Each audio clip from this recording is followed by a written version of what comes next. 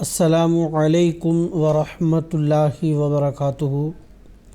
ناظرین کرام، تجوید القرآن کلاسز کا سلسلہ جاری ہے۔ اس سلسلے میں خاکسار ایک اور کلاس کے ساتھ آپ حضرات کی خدمت میں حاضر ہے۔ ناظرین کرام، آج کے کلاس میں ہم سورۃ الاعراف کے رکوع نمبر 22 کی تلاوت سنیں گے۔ حسب سابق تلاوت کے مان بعد اس رکوع کے پہلی آیت کے قواعد بھی ہم پڑھیں گے۔ چلیں اب ہم شروع کرتے ہیں سورۃ الاعراف کے رکوع نمبر 22 کی تلاوت۔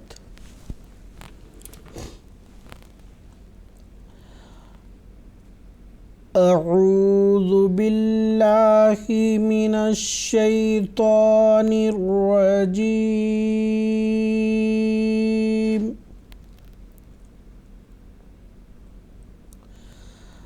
بسم اللہ الرحمن الرحیم۔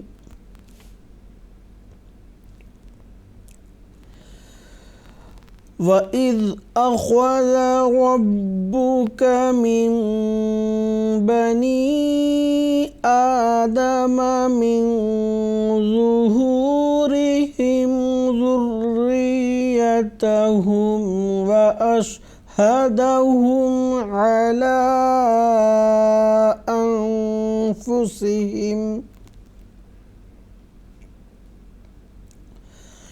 أَلَسْتُ بِرَبِّكُمْ قَالُوا بَلَىٰ شَهِدْنَا أَن تَقُولُوا يَوْمَ الْقِيَامَةِ إِنَّا كُنَّا عَنْ هَٰذَا غَافِلِينَ۔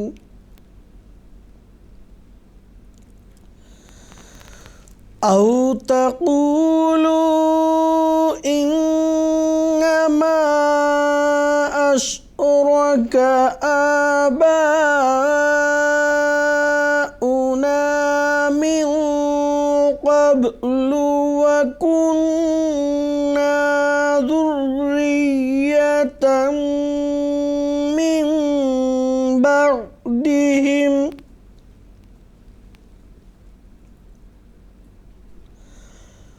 أَفَتُهْلِكُنَا بِمَا فَعَلَ الْمُبْطِلُونَ۔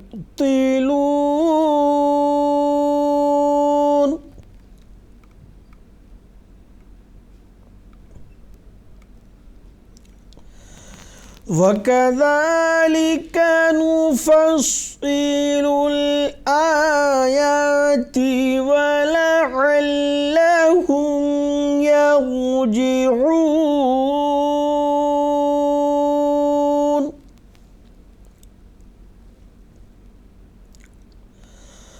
وَاتْلُ عَلَيْهِمْ نَبَأَ الَّذِي آتَيْنَاهُ آيَاتِنَا فَانسَلَخَ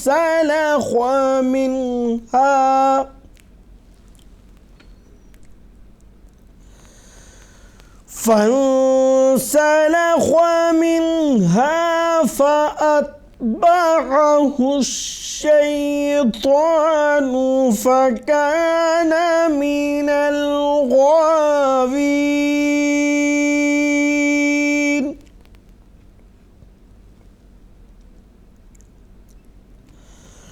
وَلَوْ شِئْنَا لَرَفَعْنَاهُ بِهَا وَلَكِنَّهُ أَخْلَدَ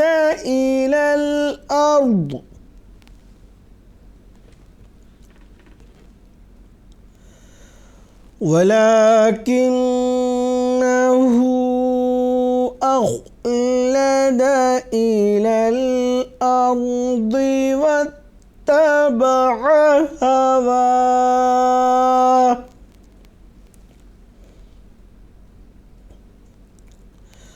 فمثله كمثل الكلب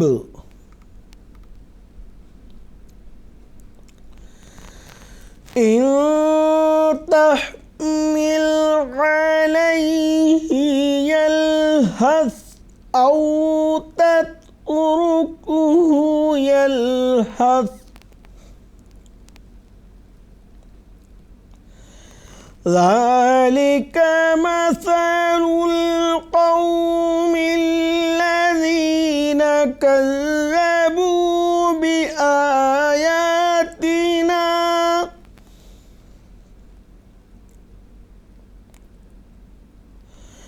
فاقصص القصص لعلهم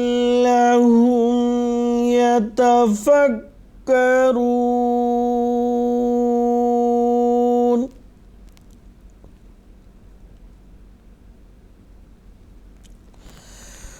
ساء مثلا القوم الذين كذبوا بآياتنا وأنفسهم كانوا يظلمون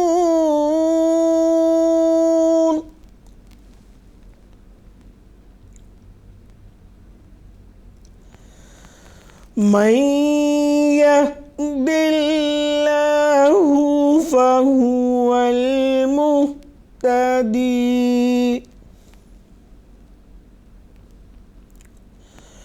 ومن يضلل فأولئك هم الخاسرون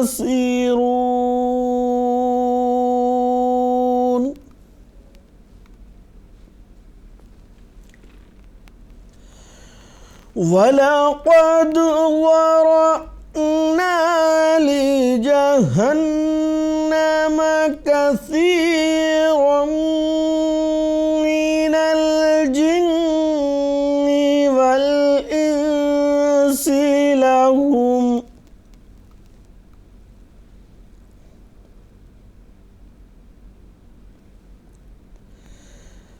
من الجن والإنس لهم قلوب لا يفقهون بها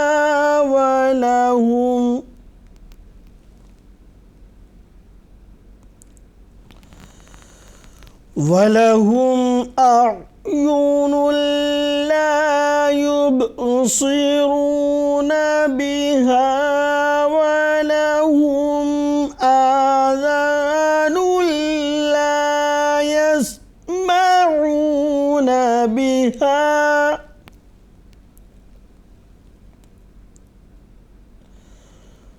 أولئك كالأنعام بل هم أضل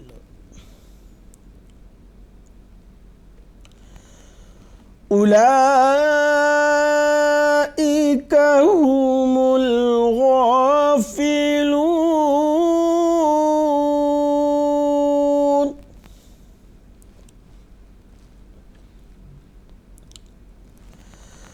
ولله الأسماء الحسنى فادعوه بها وذروا الذين يلحدون في أسمائه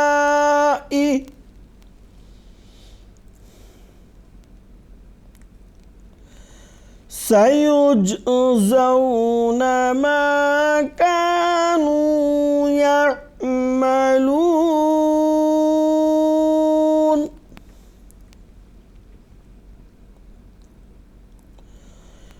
وممن خلقنا أمة يهدون بالحق وبه يعدلون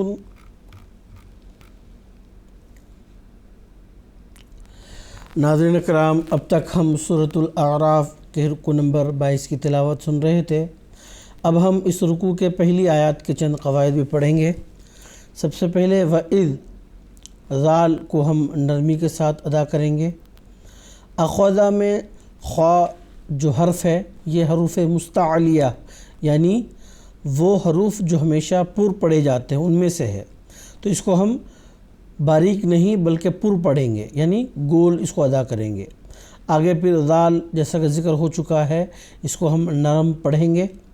ربک میں را کو قاعدہ کے مطابق پر پڑھیں گے۔ قاعدہ یہ تھا کہ را جو حرف ہے اس پر زبر اور پیش آتا ہے تو اس کو ہم پر پڑھیں گے۔ اس قاعدے کے تحت ہم نے یہاں پہ اس کو پر ادا کیا ہے۔ آگے من بنی، نون ساکن کے بعد با جب آتا ہے تو یہاں پہ قاعدہ قلب ہوتا ہے۔ اب قاعدہ قلب کیا ہے؟ ذکر پہلے کلاسز میں ہو چکا ہے۔ قلب قاعدہ یہ ہے کہ نون ساکن کے بعد جب با آتا ہے تو قلب ہوتا ہے۔ قلب کیا چیز ہے؟ قلب یہ ہے کہ نون ساکن اور تنوین کے بعد با جب آتا ہے تو آواز جو نون ساکن اور تنوین کی ہے وہ میم میں تبدیل ہو جاتی ہے، اس کو کہتے ہیں قلب۔ اسی وجہ سے جو نون ساکن ہے اس پر چھوٹا سا میم کا یہاں پہ ذکر ہوا ہے کہ یہاں پہ قاعدہ قلب ہے، لہٰذا آپ اس قاعدے کے مطابق یہاں تلاوت کریں۔ تو ہم نے اسی قاعدے کے مطابق من بنی یہاں پہ اس کو پڑھا ہے۔ اب قلب میں کیا ہوتا ہے کہ ایک تو نون ساکن اور تنوین کی آواز میم میں تبدیل ہوتی ہے، اور دوسرا یہاں ایک الف کے برابر غنہ کی آواز بھی ہوگی۔ اس کے بعد آگے بنی میں نون پر جو مد ہے یا پر، یہ مد منفصل کہلاتا ہے۔ جو عام مد ہے اس کو ایک الف کے برابر کھینچا جاتا ہے، مد منفصل اس سے تھوڑا بڑھا کر ایک الف سے زائد اس کو کھینچتے ہیں۔ آدم من ظہورہم، نون ساکن ہے، اس کے بعد حروف اخفا میں سے ظا آیا ہے تو یہاں پہ اخفا ہوگا، یعنی نون ساکن کی مکمل آواز کی ادائیگی نہیں ہوگی بلکہ اس کی آواز پوشیدہ رہے گی، اور ایک الف کے برابر غنہ کی آواز بھی ہوگی۔ آگے ظا جو حروف پر میں سے ایک حرف ہے تو اس کو ہم گول پڑھیں گے، اور را کا پہلے بھی ذکر ہو چکا ہے کہ اگر اس پہ زبر یا پیش ہوتا ہے تب ہی اس کو پر پڑھتے ہیں، چونکہ یہاں پہ زیر ہے تو اس کو ہم یہاں پہ باریک ادا کریں گے۔ آگے ذریتہم میں لال کو نرم پڑھیں گے، اور را جو مشدد ہے اس پہ زیر ہے اس کو ہم باریک پڑھیں گے۔ وَأَشْهَدَهُمْ عَلَىٰ، لام پر جو مد ہے مد منفصل ہے، اس کو عموماً جو مد ایک الف کے برابر کھینچا جاتا ہے اس سے زائد ہم کھینچیں گے۔ انفسہم میں نون ساکن کے بعد حروف اخفا فا آیا ہے تو یہاں پہ نون ساکن کا اخفا ہوگا، ایک الف کے برابر غنہ کی آواز بھی ہوگی۔ یہاں جیم جو علامت وقف ہے اس کے آ جانے کی وجہ سے ہم نے یہاں وقف کر دیا۔ اگلا حصہ الستو میں سین، اس کو باریک اور تھوڑا سخت پڑھیں گے۔ گزشتہ کلاسز میں نے ذکر کیا سخت سے مراد یہ ہے کہ یہ چند حروف ایسے ہیں، مثال کے طور پر سین اور ثا، ان دونوں میں فرق یہ ہوتا ہے سین عموماً سخت ہی پڑھا جاتا ہے، اور جو ثا لفظ ہے جس پر 3 نقطے ہیں اس کو نرم پڑھا جاتا ہے۔ آگے جو تا ہے اس کو باریک پڑھیں گے۔ بربکم، اور را پر زبر ہے تو اس کو ہم پر پڑھیں گے۔ علامت وقف تا یہاں پہ آیا ہے تو ہم نے یہاں وقف کر دیا۔ اس کے بعد قالو میں قاف کو پر پڑھیں گے، یہ بھی حروف مستعلیہ یعنی وہ حروف جو ہمیشہ پر پڑھے جاتے ان میں سے ہے، تو قالو کو ہم پر پڑھیں گے۔ بلا، یہاں دیکھیں وقف ہے جیم، اب اس پہ آگے 3 نقطے ہیں، یہ دیکھیں آپ دیکھ سکتے ہیں۔ اس کے بعد شہیدنا کے بعد پھر جیم، پھر 3 نقطے ہیں، تو یہ جو 3 نقطے دو ایک ساتھ مطلب ایک لائن میں یا ایک آیت میں ایک ساتھ آ جاتے ہیں، اس قاعدے کو کہتے ہیں معانقہ۔ اس کا مطلب یہ ہے کہ جڑنا، عنقن کہتے ہیں گردن کو، معانقہ کہتے ہیں 2 گردنوں کا ملنا یعنی آپس میں ملنا۔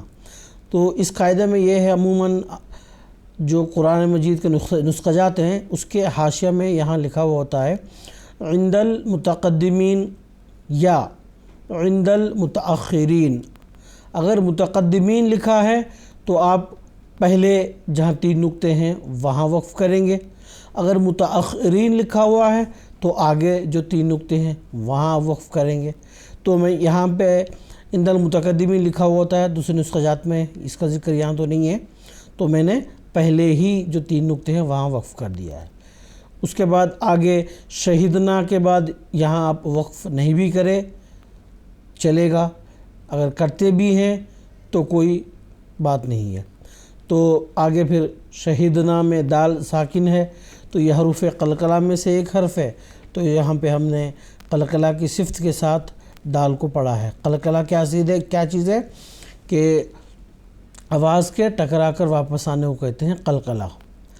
آگے ان تقولو، نون ساکن کے بعد حروف اخفا میں سے تا حرف آیا ہے تو یہاں ہم نے نون ساکن کو اخفا یعنی پوشیدہ ادا کیا ہے 1 الف کے برابر غنہ کی آواز کے ساتھ۔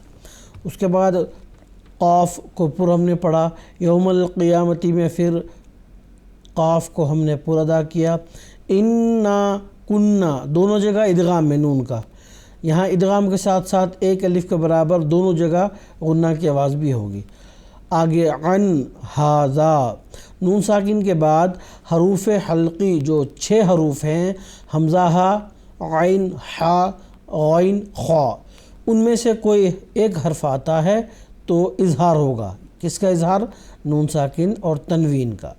تو یہاں پہ نون ساکن کے بعد حروف حلقی میں سے ایک حرف ہا آیا ہے تو یہاں پہ نون ساکن کا اظہار ہوگا، یعنی نون ساکن کی مکمل آواز کی ادائیگی ہوگی اور یہاں پہ غنہ نہیں ہوگا۔ اس کے بعد ہاذا میں دال کو نرم پڑھیں گے۔ غافلین میں غین جو ہے حروف مستعلیہ یعنی وہ حروف جو ہمیشہ پر پڑھے جائیں گے ان میں سے ہے تو اس کو ہم گول پڑھیں گے۔ آخر پر علامت وقف آیت آئی ہے تو ہم یہاں پہ وقف کر دیے ہیں۔ قاعدہ وقف کے مطابق اگر آخری حرف متحرک ہوتا ہے یعنی جس پر زبر زیر پیش ہو تو اس کو ساکن کر کے پڑھتے ہیں، اس لیے ہم نے اس کو ساکن کر دیا۔ اس کو ساکن کرنے کی وجہ سے اس سے قبل جو حرف مد یا ہے اس کو عموماً جس قدر کھینچا جاتا ہے اس سے بڑھا کر ہم کھینچیں گے کیونکہ یہاں پہ مد عارض کا قاعدہ لاگو ہوتا ہے۔